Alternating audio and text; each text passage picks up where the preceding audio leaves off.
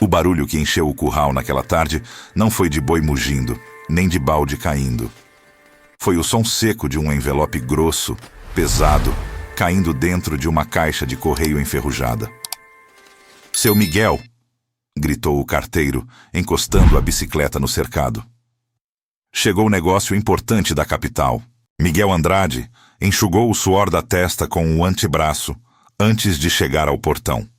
O sol do meio-dia castigava sem dó.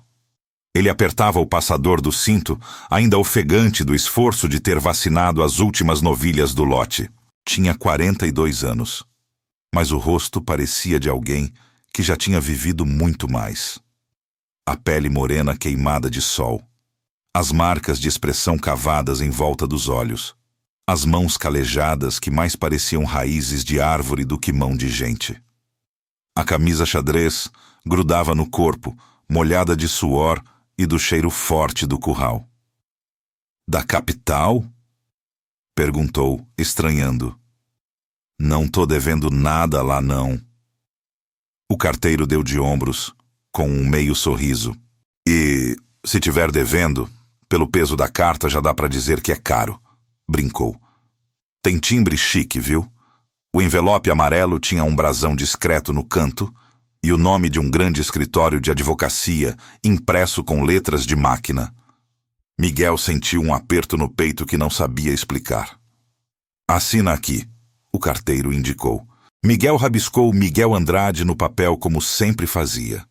Devagar, concentrado, com medo de errar. Ainda carregava, escondido, a vergonha de ter estudado pouco. A letra dele era firme, mas lenta.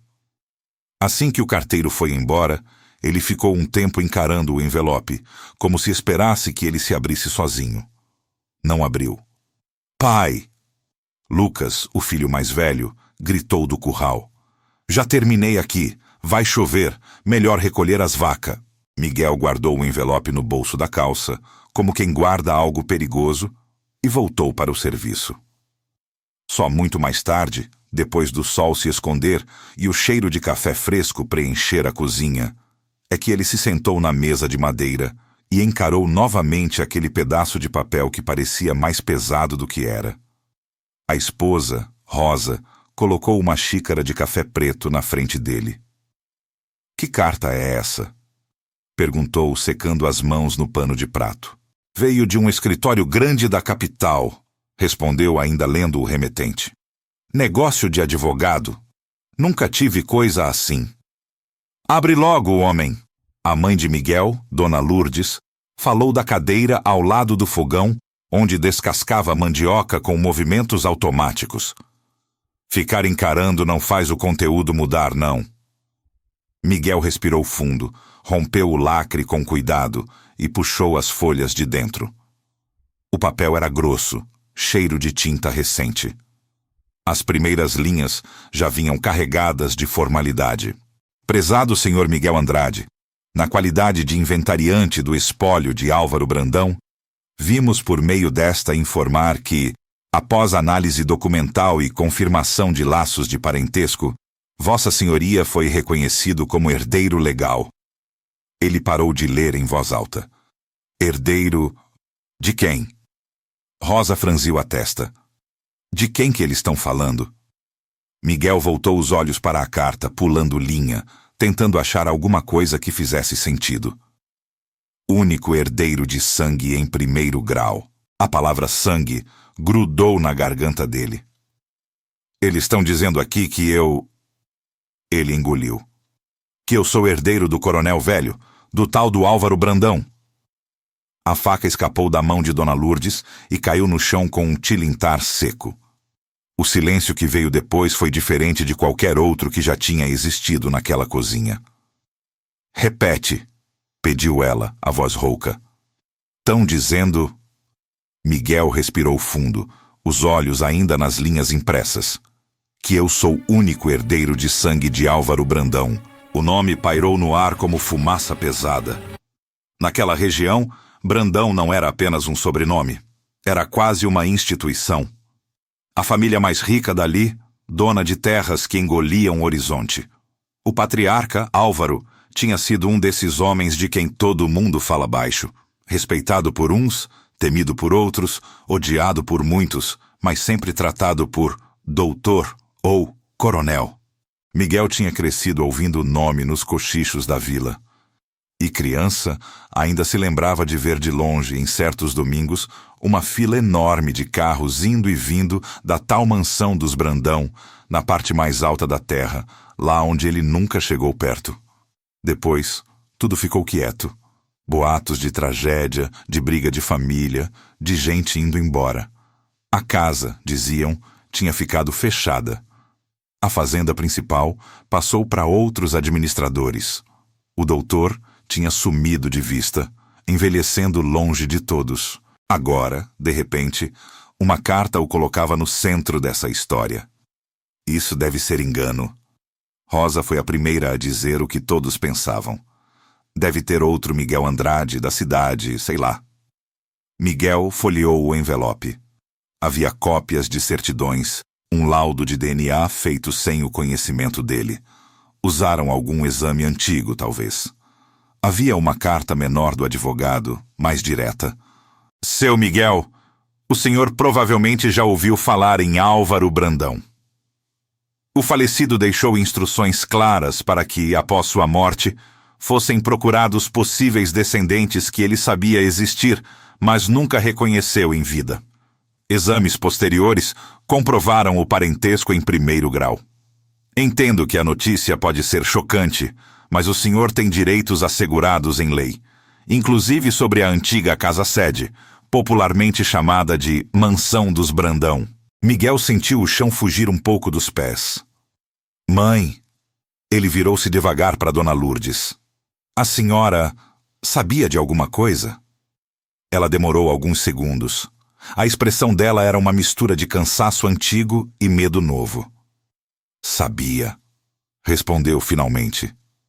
Não tudo o que essa carta diz, porque nunca tive acesso a exame, a papel. Mas sabia o suficiente para entender o resto. Miguel sentiu o coração acelerar. O suficiente é o quê, mãe? Ela respirou fundo. Olhou para o fogo do fogão a lenha, como se ali conseguisse buscar coragem. Que o homem que te botou no mundo não foi o Joaquim. As palavras cortaram a cozinha. Rosa levou a mão à boca. Lucas, que escutava a conversa da porta, sentiu as pernas bambas. Miguel, por alguns segundos, ficou sem ar. Não fala assim do Joaquim, não. Ele reagiu, quase automático. Ele foi meu pai, sim. E foi mesmo, Dona Lourdes concordou firme. Foi o que mais mereceu ser chamado assim.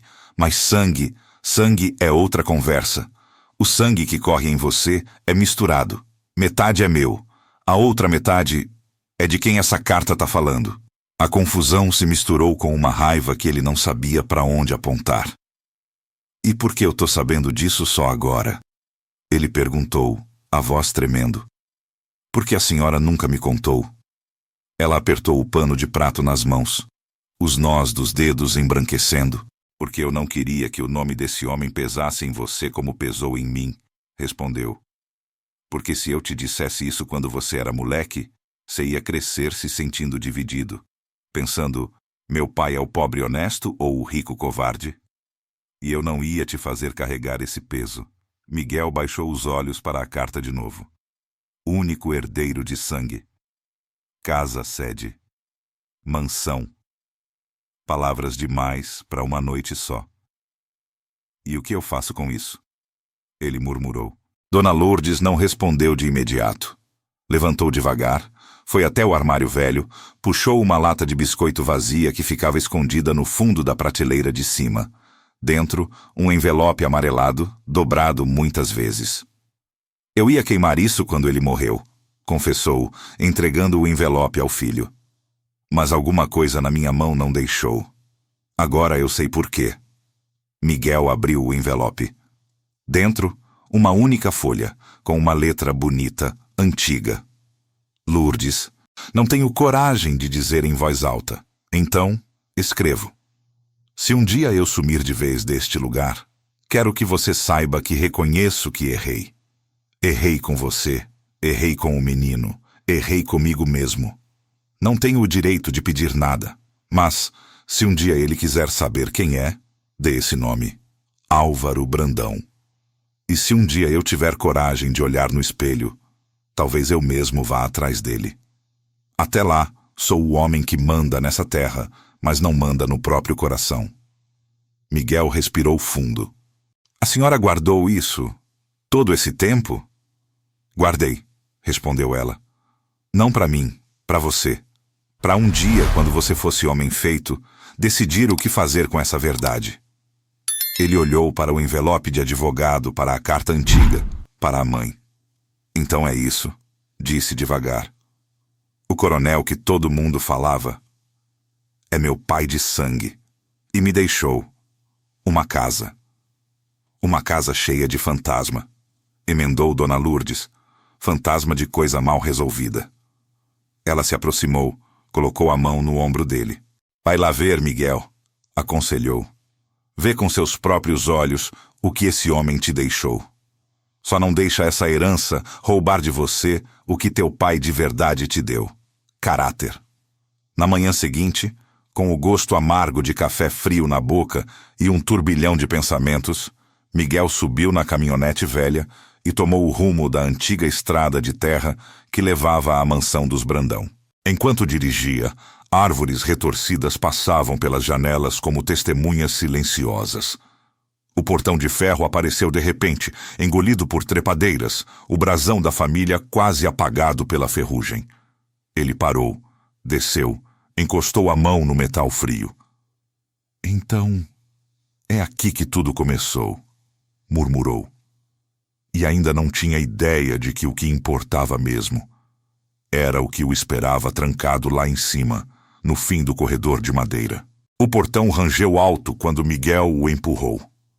O som ecoou pelo terreiro vazio, como se acordasse memórias adormecidas. A caminhonete avançou devagar pelo caminho de pedras irregulares cobertas de mato.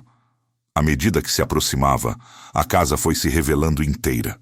2 andares, varanda larga na frente, colunas rachadas, vidraças quebradas. A pintura branca, um dia impecável, agora era só manchas descascadas. Parece que o tempo veio morar aqui dentro, murmurou Miguel. Ele desligou o motor, ficou alguns segundos sentado, as mãos no volante, ouvindo o próprio coração bater forte. Não era medo de fantasma, era medo de passado. Desceu, sentiu o cheiro de terra úmida misturado com o de madeira podre. Pegou do bolso o molho de chaves que o advogado lhe entregara na reunião anterior. Tem chave de tudo, ele disse, lembrou. Quero ver. A porta principal era de madeira pesada, com ferragens trabalhadas. Não estava trancada. Bastou empurrar com força para que se abrisse, soltando uma nuvem de poeira que fez Miguel tossir. O ar lá dentro era mais frio, mesmo com o calor do lado de fora. O cheiro de mofo, de papel velho e de algo adocicado, talvez perfume antigo impregnado em algum tecido, se misturavam numa atmosfera quase sólida. O salão principal era grande. Um lustre enorme, com cristais empoeirados, pendia do teto, ameaçando cair a qualquer momento. Os móveis estavam cobertos por lençóis amarelados, sofás, cadeiras, mesas. Flores secas, num vaso de porcelana rachado, pareciam ter parado no tempo, no instante exato em que murcharam. Miguel caminhou devagar, a sola da bota rangendo no assoalho. As paredes exibiam retratos dos antepassados. Homens de olhar duro, mulheres de vestido rodado, crianças impecavelmente vestidas. Todos o observavam como juízes. Ele desviou o olhar. Vocês mandavam em tudo aqui, né? Disse num misto de sarcasmo e amargura. Agora tão presos na parede, vendo um filho bastardo andar por onde nunca foi convidado. A voz ecoou pelo vazio. Passou pela sala de estar, viu o piano de cauda encostado num canto, a tampa fechada, as teclas amareladas pelas frestas. Lembrou-se de, criança, ouvir de longe música vindo dali em noites de festa. Entrou na sala de jantar. A mesa longa ainda tinha candelabros, copos de cristal, alguns pratos de porcelana esquecidos. Na cozinha, a realidade era outra. Fogão a lenha coberto de cinza, panelas de ferro penduradas, algumas ainda com restos secos de comida grudada no fundo. Era ali que Dona Lourdes passara boa parte da juventude, virando comida para gente que jamais perguntou se ela já tinha comido. Tanto luxo lá fora, tanta luta aqui dentro, pensou. Subiu a escada. Cada degrau rangia um pouco diferente, como se reclamasse de ser pisado depois de tanto tempo sem uso. O corrimão de madeira estava coberto de pó e teias de aranha. No andar de cima, um corredor comprido se estendia à esquerda e à direita. Portas alinhadas, algumas abertas, outras apenas encostadas, outras fechadas, mas sem tranca. Miguel começou pela primeira. Um quarto de hóspedes, cama de casal, armário grande, cortinas pesadas, cheiro de roupa guardada demais. Outro quarto, provavelmente de alguma filha da família. Espelho com penteadeira, escova de cabelo ainda em cima, presilhas enferrujadas. Outro, quase vazio, como se alguém tivesse começado a esvaziar e desistido no meio. Quanto mais ele avançava, mais a sensação de invasão crescia. Era como folhear um álbum de família que não era o seu. E ainda assim, agora era. Mas nada ali estava trancado de verdade. Até que ele chegou ao fim do corredor. À direita, a última porta, diferente das outras, tinha uma fechadura grossa de ferro, relativamente nova. Acima dela, marcas de martelo na madeira, como se alguém, em algum momento, tivesse reforçado a tranca. Você é a esquisita da casa, né? Miguel murmurou, encarando a porta. Girou a maçaneta. Nada. Enfiou a chave que mais lhe pareceu adequada no buraco. De primeira não entrou. Tentou outra. Na terceira tentativa, ouviu o clique pesado da fechadura cedendo. Mesmo assim, ao empurrar, a porta não abriu. Tá emperrada, ele resmungou, forçando o ombro de leve. A madeira cedeu um pouco, o suficiente para uma fresta se abrir. Um ar ainda mais frio escapou dali de dentro, misturado com um cheiro intenso de papel antigo. E algo mais. Um perfume leve, adocicado, tão fraco que mais parecia lembrança do que cheiro. Miguel parou. Essa mistura de odores lhe pareceu estranhamente familiar. Tentou empurrar de novo, mas percebeu que, além da fechadura, havia alguma trava por dentro. Uma barra, uma corrente, algo que, na pressa, tinham esquecido de retirar. Vai ter que ser na marreta, concluiu. Voltou até a caminhonete, pegou uma alavanca de ferro, uma chave de boca pesada, respirou fundo, voltou para o corredor. Cada passo agora parecia mais intencional.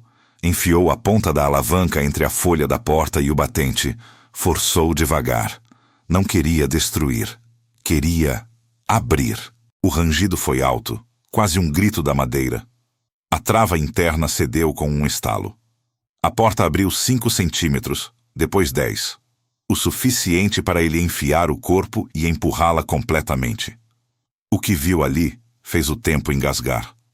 Ao contrário do resto da casa, tomado pela poeira grossa do abandono, aquele quarto parecia ter sido preparado para dormir na noite anterior. A cama de ferro tinha um colchão com lençol branco bem esticado.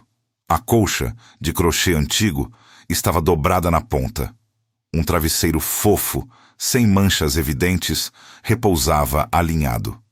O chão de madeira estava coberto por uma fina camada de poeira, sim, mas muito menos do que no resto do andar. Era como se, vez ou outra, alguém entrasse ali e passasse um pano.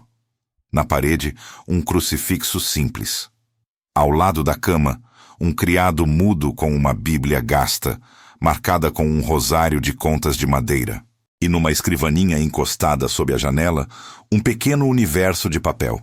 Um tinteiro seco, uma caneta de pena, muitos envelopes, cartas empilhadas, alguns cadernos de capa dura, linhas de palavras escritas à mão, numa letra conhecida. O quadro acima da escrivaninha mostrava o rosto de uma mulher jovem, uns 25 anos, cabelos escuros presos num coque simples, vestido modesto. Não era uma das damas elegantes do salão. Era alguém de semblante firme, olhar direto, sem adereços. Miguel sentiu o estômago revirar.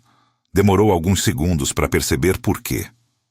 Os olhos daquele retrato eram os olhos da mãe dele, mais jovens, mas inconfundíveis. "Mãe", sussurrou, sem querer. A voz sumiu no ar. Ele se aproximou da escrivaninha como se se aproximasse de um altar. Os envelopes estavam amarrados com duas fitas diferentes, uma vermelha, outra azul. A vermelha prendia um maço com o nome Lourdes, escrito na frente de cada envelope. A azul prendia outro maço. No primeiro envelope do maço azul, um nome que fez as pernas de Miguel quase cederem. Miguel. O quarto trancado, afinal, não era só um segredo da família Brandão. Era, principalmente, um segredo dele. Miguel sentou-se na cadeira da escrivaninha. O móvel rangeu sob o peso dele, como se protestasse por ser usado depois de tanto tempo esquecido. A madeira fria encostou nas pernas. O cheiro de papel antigo invadiu as narinas. Ele olhou para o envelope com seu nome escrito à mão. A caligrafia era caprichada, mas não perfeita. As letras tinham pequenas falhas, trêmulas, como se a mão que as escrevera fosse de alguém já envelhecido, cansado. "Meu filho, será que ele vai começar assim?" Miguel pensou, sentindo um nó na garganta. Ou será que não teria coragem nem ali, na solidão do quarto trancado, de chamar pelo que ele era? Com dedos trêmulos, rompeu o selo e desdobrou a folha. "Meu filho Miguel, não sei em que momento da sua vida você vai ler estas palavras, se é que um dia vai encontrá-las. Talvez já seja homem feito, talvez ainda esteja tentando descobrir quem é. Talvez, quem sabe, nem leia. Talvez esta carta se perca junto comigo. Mesmo assim, eu preciso escrever. Preciso, porque passei a maior parte da minha vida agindo como se você não existisse. E no fim dela, descobri que ignorar não apaga. Só empurra para o escuro o que a gente tem medo de olhar. Você cresceu achando que seu pai era apenas o Joaquim. E, em tudo o que realmente importa, ele foi. Foi ele quem te pegou nos braços, quem te ensinou a andar, quem te levou para ver o gado pela primeira vez. Foi ele quem te mostrou, com a vida simples, o que é ser honesto. Eu fui o homem que fugiu de tudo isso. Fugi de você, fugi da sua mãe, fugi de mim mesmo." Miguel respirou fundo. As lágrimas começaram a arder, mas ele ainda se segurava. Continuou lendo. "Quando sua mãe engravidou, eu já vivia dividido entre duas vidas. A vida que parecia perfeita aos olhos da cidade, o senhor Brandão, dono de terras, de título, de respeito, e a vida escondida, lá na cozinha, lá no terreiro, lá no quarto dos fundos, onde eu era apenas Álvaro, um homem que ria, que chorava e que, pela primeira vez, sentiu medo de perder o controle de tudo o que tinha construído na base da imagem. Sua mãe nunca quis ser segredo. Ela nunca aceitou ser caso de patrão. Ela me obrigou a encarar o que eu sentia. Foi a única que teve coragem de me dizer não em voz alta. Eu falhei com ela. Quando você nasceu, eu deveria ter tido a coragem de, diante de todos, dizer: esse é meu filho. Não tive. Deixei que Joaquim, com sua generosidade que me humilha até hoje, assumisse o lugar que era meu. Ele te deu o sobrenome que até hoje você carrega, Andrade. E deixa eu te dizer uma coisa que talvez soe estranha, vinda de mim. Eu agradeço por isso. Porque se eu tivesse te dado o meu nome, teria te acorrentado a uma história de poder que, no fundo, sempre foi feita em cima de sofrimento alheio. O nome Brandão, nesta terra, pesa mais do que devia. Pesa nos ombros de quem trabalha e não recebe. Pesa nos ombros de quem pede justiça e não encontra. Pesa nos olhos de quem olha para essa casa e lembra de humilhação. Eu não queria jogar esse peso em cima de você. Mas também não tive coragem de fazer o mínimo: te ver sem te esconder. Eu te via, Miguel. Te vi correndo criança no terreiro, chutando bola de meia com os outros meninos de empregado. Te vi de longe, na porta da escola, com a roupa simples, o caderno velho debaixo do braço. Te vi, um pouco maior, ajudando o Joaquim na lida, carregando peso demais para a idade. Te vi crescendo com uma dignidade que eu nunca tive. E ainda assim, fiquei aqui trancado, fingindo que não via. Que tipo de homem faz isso? Um covarde. Eu sou esse covarde. Miguel sentiu as palavras pesarem mais do que qualquer saco de ração que já tinha carregado. A honestidade tardia de Álvaro era como faca de dois gumes. Cortava o ego dele, mas também abria espaço para algo que ele não sabia nomear. Continuou.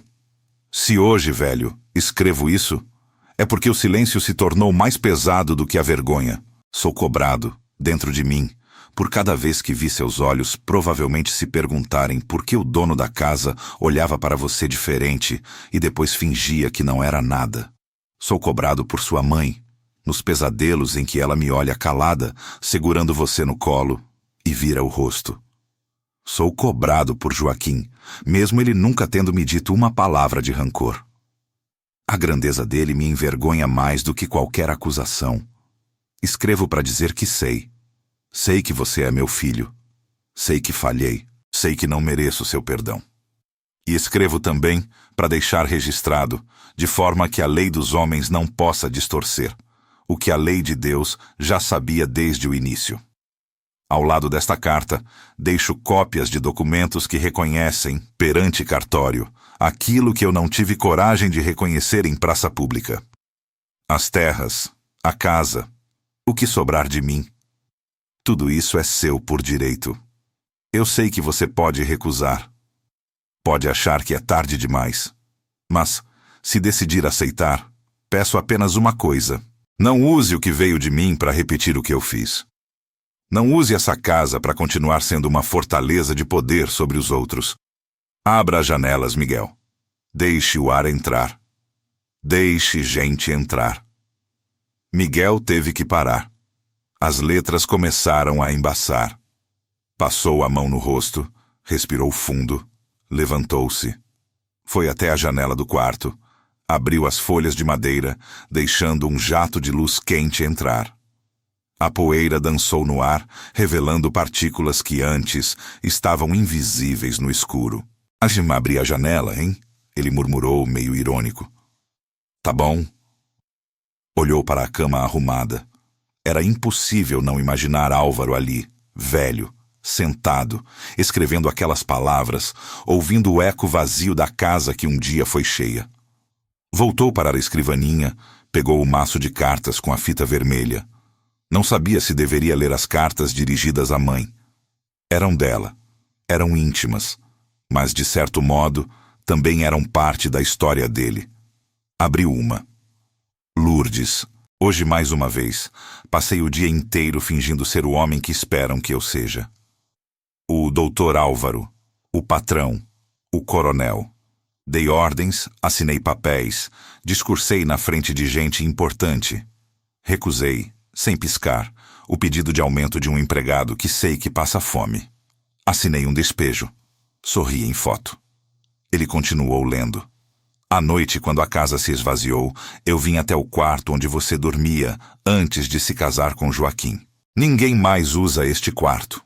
Eles dizem que é quarto de serviço. Para mim, é o único lugar desta casa onde eu ainda consigo respirar.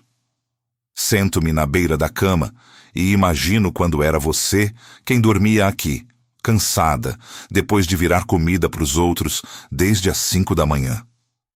Eu queria, por um segundo, que você ainda estivesse aqui, para poder te pedir desculpas, olhando nos olhos. Mas você fez o que eu deveria ter feito. Escolheu a verdade difícil em vez da mentira confortável. Foi embora. Casou-se com um homem inteiro. Eu fiquei aqui, cercado de luxo e silêncio. Miguel fechou os olhos por um instante. Viu a mãe mais nova, passando pela porta da cozinha da mansão com um balde de roupa no braço. Viu, no canto da memória, uma figura de homem que ele, criança, nunca pôde chamar de pai, mas cujo olhar agora percebia, demorava demais em direção a ele. As cartas seguintes revelavam uma sequência de tentativas fracas de acerto, seguidas de recuos covardes. Em uma delas, Álvaro contava ter ido à escola da vila de longe olhar Miguel no recreio. Em outra, dizia que quase tinha batido na porta da casa simples de Dona Lourdes, mas voltara para a mansão porque teve medo do próprio remorso. Ele teve a vida inteira para isso. Miguel murmurou com amargura. Esperou o último suspiro para escrever carta. Ao lado da pilha de cartas, havia uma caixa de madeira, trancada com um pequeno cadeado. Miguel tateou o molho de chaves. Uma delas, fina, combinava com o cadeado. Girou, abriu. Dentro, mais papéis. Mas dessa vez, não eram cartas pessoais.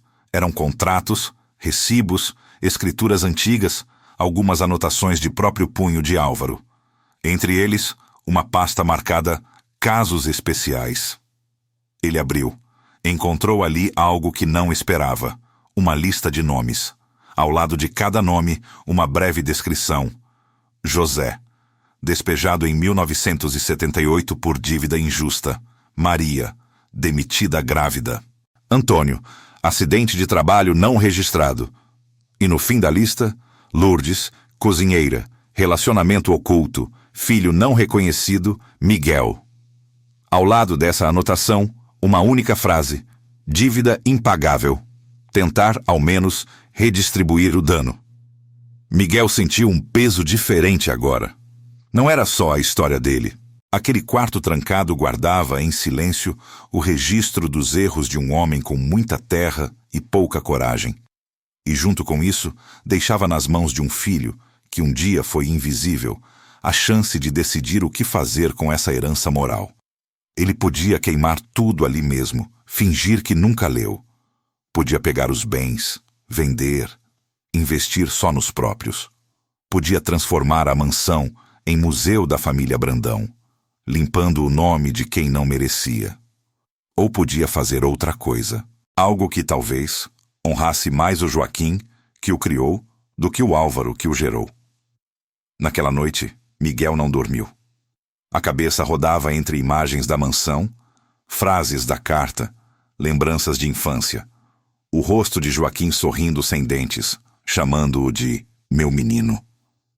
No outro dia cedo, foi até o pequeno cemitério da vila, onde o pai de criação estava enterrado. Levou consigo a carta de Álvaro, dobrada no bolso. Sentou-se na beira do túmulo simples, de cruz de madeira, e começou a falar como se o homem estivesse sentado ao lado. Pai. A palavra saiu pesada, mas familiar. Tô metido num embrulho que nunca pedi. Ficou em silêncio por um tempo, ouvindo só o vento bater nas coroas de flores secas. Eu descobri, continuou, a voz embargando, que aquele doutor, aquele homem que mandou na sua vida, na vida da mãe, na minha, eu descobri que ele é meu pai de sangue. Sentiu o peito apertar. Ah, não queria que isso apagasse o que o senhor foi para mim, não. Apressou-se em acrescentar. Porque pai, para mim, é quem ficou. Quem trabalhou sol a sol para pôr comida na mesa. Quem me ensinou a ter vergonha de pegar o que não é meu. Ele tirou a carta do bolso, desdobrou. Esse homem aqui escreveu isso antes de morrer. Me deixou a casa, as terras, uma parte de dinheiro que eu nem sei contar direito. E pediu que eu usasse isso de um jeito diferente. Miguel riu, amarelo. Olha a ironia, pai, comentou. O homem que passou a vida tirando dos outros para encher os bolsos, agora quer que o filho dele faça o contrário. Ficou em silêncio de novo. A brisa trouxe o cheiro de capim cortado. Não sei se eu tenho perna para carregar isso, não, confessou. Tem hora que dá vontade de jogar essa carta no rio, fingir que nada disso é comigo. Continuar aqui, com a nossa fazendinha, as vacas, o pouco que a gente tem, sem sobrenome que pesa. Ele respirou fundo. Mas aí eu penso, prosseguiu, que talvez eu tenha a obrigação de fazer o que ele não fez. Não por ele, mas por quem ele prejudicou. Pela mãe, por você, por tanta gente que trabalhou naquela casa e saiu de lá sem um obrigado. Os olhos arderam. Eu queria que o senhor estivesse aqui para me dizer o que fazer, admitiu.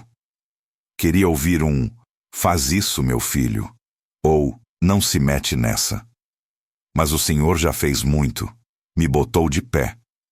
Agora, acho que essa escolha é minha. Miguel dobrou a carta de novo, guardou. Então, falou como se naquele instante estivesse firmando um compromisso com o túmulo à sua frente. Eu vou aceitar a herança. Não porque esteja feliz com o sangue que me deram escondido, mas porque recusar não apaga o que aconteceu. Só joga para debaixo do tapete. Ele passou a mão na terra em cima do túmulo, como num gesto de carinho. Prometo que, enquanto eu viver, o nome que eu vou honrar é o seu. Andrade. Se algum dia eu tiver que usar o outro nome, vai ser para encarar de frente quem ele foi, não para me achar melhor que ninguém. Levantou-se, mais leve e mais carregado ao mesmo tempo. De volta à fazenda, contou tudo a Rosa. Você tem certeza disso? Ela perguntou preocupada. Porque mexer com esse nome é botar a cabeça onde muita gente ainda tem raiva. Se eu não mexer, o nome já mexeu comigo sem eu ter pedido, respondeu. Agora é minha vez de decidir. E a casa? Ela insistiu. Vai fazer o que com aquela mansão velha? Miguel pensou por um instante. Primeiro, vou arrumar o que está caindo para ninguém se machucar, decidiu. Depois, quero chamar o pessoal da vila, mostrar o que tem lá dentro, falar a verdade. Não só das cartas, mas de tudo que aquele lugar representa. Você vai abrir as portas? Rosa arregalou os olhos. Miguel, você tem noção do que isso vai causar? Melhor causar com a verdade do que continuar alimentando lenda, ele retrucou. Se esse segredo ficou trancado num quarto por tanto tempo, é porque fazia bem para quem mandava, não para quem sofria. Agora é o contrário. Nos dias seguintes, começou a fazer planos práticos. Contratou pedreiros para reforçar a estrutura básica da mansão. Mandou limpar o mato do entorno, podar árvores que ameaçavam cair em cima do telhado. Mandou reforçar escadas e trocar tábuas podres. Mas teve um cuidado quase religioso. O quarto trancado, agora aberto, ele mandou apenas limpar sem mudar a disposição das coisas. Esse aqui vai ficar como tá, avisou aos trabalhadores. É lugar de memória. Também procurou o advogado. Quero saber exatamente o que foi deixado, disse, sentado à frente do homem bem vestido. Terra, dinheiro, dívida, tudo. O advogado puxou planilhas, mapas, relatórios. Miguel ouviu sobre hectares e mais hectares de terra, sobre contas bancárias, sobre propriedades na cidade. E ouviu também sobre passivos, processos antigos, indenizações pendentes, ações trabalhistas. Bem, parte dessas questões o senhor pode encarar de frente, explicou o advogado. Algumas podem até ter prescrito, mas ainda deixam marca na percepção da comunidade. Miguel saiu daquela reunião com a cabeça zunindo. Não é só uma casa velha, não, comentou com Rosa naquela noite. É um mundo inteiro de coisa errada que esse homem juntou e empurrou para mim resolver. Você não é obrigado a consertar tudo, ela tentou amenizar. Ele viveu a vida dele, fez as escolhas dele.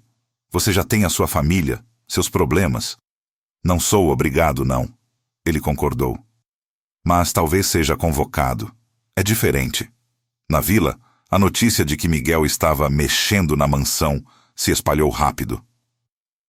Dizem que ele é filho do coronel mesmo, cochichavam, que até exame de sangue provaram. E a mãe dele? Perguntavam. Sempre foi uma mulher direita. Tadinha. E agora vai virar dono de tudo? Havia quem perguntasse com inveja. Dono ele já é, né? Outro respondia: quero ver, é o que ele vai fazer com isso. Foi por isso que, quando Miguel mandou recado pela rádio comunitária e pelos recados da igreja de que faria uma reunião aberta na mansão para conversar sobre o futuro daquele lugar, a curiosidade explodiu. No dia marcado, o salão grande, agora varrido, com cadeiras simples alinhadas, encheu. Homens de boné, mulheres com crianças no colo, jovens curiosos, velhos desconfiados. Dona Lourdes sentou na primeira fila, o queixo erguido. Miguel subiu num pequeno degrau improvisado para que pudesse ser visto por todos. Olhou aquele mar de rostos conhecidos. Gente que dividiu com ele fila de posto de saúde, banco de igreja, chuva na lavoura. Engoliu em seco. Eu nunca pensei que um dia ia estar de pé aqui na frente de vocês, dentro dessa casa. Começou. Mas a vida faz umas voltas que a gente não entende. Risos breves, nervosos. Vocês já souberam por aí que eu fui reconhecido como filho do falecido Álvaro Brandão. Continuou. Não vou fingir que não sei dos boatos. Tem gente dizendo que é mentira, que é golpe, que é interesse. Tem gente dizendo que é castigo de Deus por o que esse homem fez. Tem de tudo. Alguns se entreolharam. A verdade é que, independente do que vocês acham disso, eu sou o Miguel que vocês sempre conheceram. A diferença é que, agora, eu tenho nas mãos uma coisa que esse homem deixou. Não só terra e casa. Deixou também um monte de sujeira escondida. Ele contou com cuidado, sem expor detalhes íntimos demais, o que encontrou no quarto trancado. E ele escreveu carta para mim, para minha mãe, para ninguém mais, explicou. E nessa carta admitiu coisas que eu nem sabia que queria ouvir. Admitiu que errou. Admitiu que eu era filho. Admitiu que essa casa aqui foi construída em cima de humilhação de muita gente. Um burburinho percorreu o salão. E para que eu tô dizendo isso para vocês? Ele continuou. Para me fazer de vítima? Não. Vocês sabem o quanto eu trabalhei junto com vocês. Eu não tô aqui pedindo pena. Tô aqui dividindo um peso que não é só meu. Olhou ao redor. Porque essa casa não foi só cenário da minha história escondida. Ela foi palco da vida de muitos de vocês. Alguns trabalharam aqui.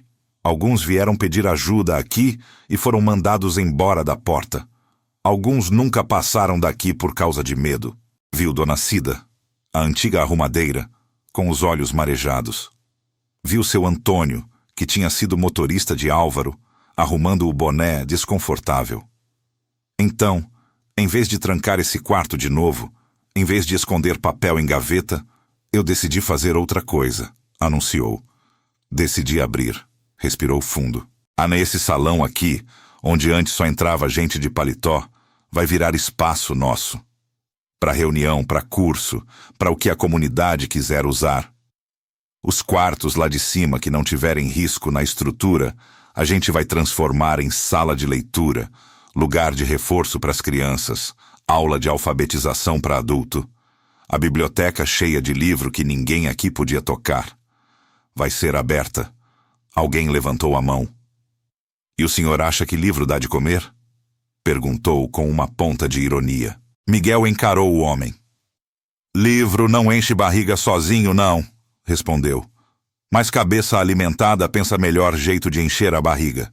E eu tô cansado de ver geração atrás de geração repetindo a mesma história porque nunca teve acesso a nada além de enxada e boleto. Outro comentou. E quem vai pagar isso tudo? Reforma, conta de luz, professor? Parte vem do que eu herdei, respondeu Miguel. Parte. Eu quero ver se a gente consegue por projeto, por parceria com gente que sabe mais disso. Não tô prometendo milagre. Tô propondo o caminho. Uma senhora mais velha, que até então estivera calada, se levantou. Era Dona Nazaré, que tinha sido lavadeira da mansão quando moça. Eu lavei lençol dessa casa até as mãos rachar, disse, com a voz firme. Nunca entrei nesse salão. Hoje, tô sentada aqui, vendo esse menino que eu vi comendo angu na porta da cozinha, dizer que vai abrir isso para nós. Eu não sei se dá certo, não. Mas eu sei que é a primeira vez que alguém com propriedade nessa terra olha para cá e fala de nós como se a gente existisse. Miguel sentiu os olhos arderem. Naquele momento, entendeu que a herança verdadeira talvez não fosse a mansão em si, mas a chance de, pela primeira vez, usar aquele espaço para algo além de alimentar vaidade de sobrenome. Os meses seguintes foram uma mistura de concreto e conversa. Pedreiros, carpinteiros, eletricistas, gente da própria comunidade se revezando em mutirões para deixar a estrutura minimamente segura. As paredes ganharam nova pintura, sem apagar completamente as marcas do passado. Rachaduras antigas foram tratadas, mas, em alguns cantos, Miguel fez questão de deixar pedaços à mostra. Para ninguém achar que a gente começou do zero aqui, explicava. Esse lugar tem história, e não é toda bonita. A gente não vai fingir que é. No salão, as paredes antes cobertas por retratos exclusivos da família Brandão foram reorganizadas. Em uma parte, fotos antigas da mansão foram mantidas, com pequenas plaquinhas contando quem eram aquelas pessoas. Em outra, fotos novas foram sendo colocadas. Rostos de trabalhadores, de crianças sorrindo na nova biblioteca, de Dona Lourdes participando de roda de leitura, de seu Antônio contando causos no fim da tarde. O quarto, que um dia foi trancado, agora, às vezes era usado para pequenas conversas íntimas, para atendimento de gente que precisava de espaço silencioso para desabafar. Mas, em grande parte do tempo, ficava como um pequeno memorial. Quem subia até lá podia ver atrás de um vidro cópias das cartas, com trechos apagados para preservar a intimidade de Lourdes, a cadeira velha, a cama arrumada, o quadro da jovem que um dia foi cozinheira e depois virou esposa de vaqueiro. Na porta, uma frase pintada à mão. Alguns segredos aprisionam, outros libertam. Este quarto guardou os dois. Agora, as portas estão abertas. Miguel participou da primeira aula de alfabetização de adultos. Sentou-se numa carteira apertada, lápis na mão, caderno novo. Ao lado dele, seu Zé, que nunca tinha frequentado escola. Mais adiante, Dona Maria, que sabia só assinar o nome. Todos olhavam para o quadro com uma mistura de medo e esperança. A professora, uma moça jovem que se formara recentemente graças a um programa de bolsas, sorriu. Ninguém aqui é burro, disse. Quem disser isso de si mesmo, paga um café para mim e para o resto da turma. Se vocês não sabem, é porque nunca deixaram vocês aprender. E a culpa disso não é de vocês. Miguel riu, lembrando das vezes que quase chamou a si mesmo assim. Escreveu, com calma, Miguel Andrade Brandão, na primeira linha do caderno. Olhou para o sobrenome novo, pesado, e pensou, não vou apagar. Mas também não vou deixar ele mandar em mim. Clara, a filha, agora adolescente, passou a ir à mansão quase todo dia depois da escola. Ajudava no reforço das crianças menores, organizava os livros, escrevia cartazes coloridos. Eu nunca pensei que ia estudar na casa do coronel velho, comentou com a amiga um dia, enquanto descia a escada. E muito menos que ia dar aula de tabuada aqui dentro. E você não tem medo desse lugar, não? A amiga perguntou, olhando para os cantos altos, para as sombras. Clara sorriu. Tinha, quando diziam que aqui morava fantasma de gente rica. Agora que a gente está aqui dentro todo dia, eu vejo que o único fantasma que tinha aqui era o silêncio. Esse sim dava medo. As crianças da vila passaram a ver a mansão de outro jeito. Tia, posso pegar livro? Perguntavam, entrando descalças, com os olhos brilhando ao ver as prateleiras. Pode, mas tem que devolver, Clara respondia. E me contar depois o que achou. Miguel, vez ou outra, se pegava olhando da varanda para aquele movimento e pensando no Álvaro de antigamente, cercado de gente, mas sozinho. Se ele tivesse feito isso antes, comentou com Dona Lourdes, certa tarde. Ela, sentada numa cadeira de balanço na varanda, mexendo numa costura, respondeu: se ele tivesse feito isso antes, talvez você não existisse do jeito que é hoje. Ele a encarou surpreso. Como assim? Ela sorriu de canto. O homem que você é nasceu do jeito que o Joaquim te criou, e do jeito que eu te ensinei a andar nesse mundo sem se encantar demais com brilho de coisa grande, explicou. Se você tivesse sido criado lá em cima, no quarto do senhorzinho, talvez hoje estivesse repetindo o que ele fez. Olhando para nós aqui embaixo com pena, não com respeito, Miguel ficou em silêncio. Havia verdade dura ali. Então, no fim das contas, ele arriscou. Minha história começou errada para poder terminar mais certa. Não romantiza a dor, não. Ela o repreendeu, mas sem dureza. O que ele fez foi errado de todo jeito. Não é porque você tirou coisa boa disso que diminui o erro. Mas já que a vida te deu esse embaralhado, o mínimo que você está fazendo é usar as cartas direito agora. Ele sorriu. À noite, sozinho no quarto de Álvaro, Miguel escreveu mais uma carta e guardou na mesma caixa.